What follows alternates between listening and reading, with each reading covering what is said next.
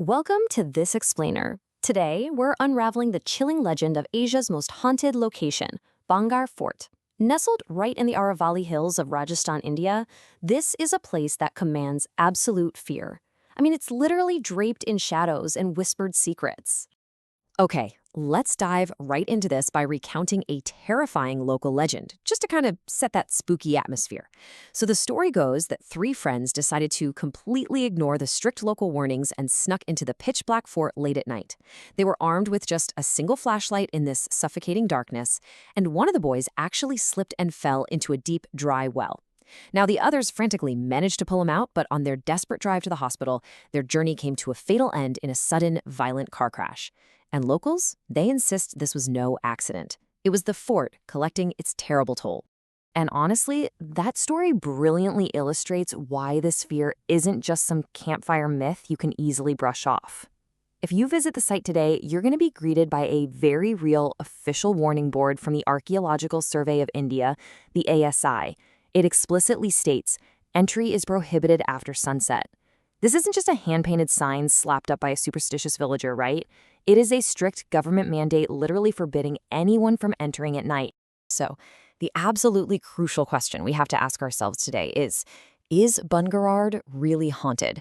Are the restless spirits of a doomed city truly wandering these ruins, punishing trespassers? Or is there a much deeper, hidden truth just waiting to be uncovered here? Section 1. Curses and Old Stories. Now, what's truly staggering to me is the sheer magnificent scale of this place. Built way back in 1573, Bhangarh wasn't just some small, isolated fort. No, it was a massive, bustling royal city. It contained over 9,000 homes, a sprawling 7-story palace, grand temples, and these lively markets where merchants traded gold and silver. But if you look at it today, every single one of those 9,000 homes mysteriously sits completely roofless. Local lore actually claims that if anyone attempts to build a roof here, it immediately collapses. Crazy, right? So how did a city of this immense magnitude become a ghost town practically overnight? Well, the locals offer two rival, absolutely terrifying legends. The first myth tells of the curse of an ascetic named Baba Balunath. He supposedly allowed the city to be built on one strict condition.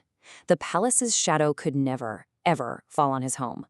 But when a later ruler built the palace a little too high, the shadow fell, and the ascetic doomed the entire city. Now, the second legend, that one involves a dark wizard named Tantric Singhiya, who fell madly in love with the famously beautiful princess Ratnavati. He tried to trick her using a black magic love potion hidden inside a bottle of perfume. But she saw right through the trick and smashed the potion onto a massive boulder. That magical boulder then literally rolled over the wizard, crushing him. And with his dying breath, he cursed the city to total destruction, condemning its people to never see rebirth. And these dramatic curses have fueled decades of absolute terror. Modern-day tourists report chilling paranormal encounters that just push the suspense to its absolute peak. People claim to hear women crying in the dark and the sharp, echoing sound of glass bangles breaking. There's even this famous story of a journalist whose scooter mysteriously died right outside the fort, only for a strange man to start it with a single touch, whispering, "They want you." Add in sightings of mysterious black cats allegedly following visitors for hundreds of kilometers. Yeah, it's really no wonder the night guards flat out refuse to step inside the gates. Section 2. Ghost or Science. So the absolutely crucial point we need to establish right off the bat is this. There are 0 verified historical records for Princess Ratnavati, Tantric Singhiya, or Baba Balunath. None. No stone inscriptions, no contemporary documents, absolutely nothing. The very foundation of these terrifying ghost stories relies entirely on characters that, historically speaking, likely never even existed. They're just classic folklore, embellished generation after generation. But wait, what about the people who swear they physically felt a sinister presence? Well, science actually has a fascinating explanation for that, and it's called infrasound. These are sound waves below 20 hertz. Your ears literally cannot hear them, but your physical body can definitely feel them. Exposure to infrasound triggers vibrations in your organs, extreme dizziness, and this profound, inexplicable sense of dread, or the feeling that you're being watched. Now, Bhangarh is located in seismic zone 4, meaning the ground is experiencing constant minor earth tremors. Combine those microtremors with the wind howling through jagged stone ruins, and the environment naturally creates massive amounts of panic-inducing infrasound. And this next point brilliantly illustrates what we're talking about. Gaurav Tiwari, the late head of the Indian Paranormal Society, took a fully equipped team to spend the entire night inside the fort. I'm talking EMF readers, thermal cameras, audio recorders, the whole shebang. His conclusion was totally definitive.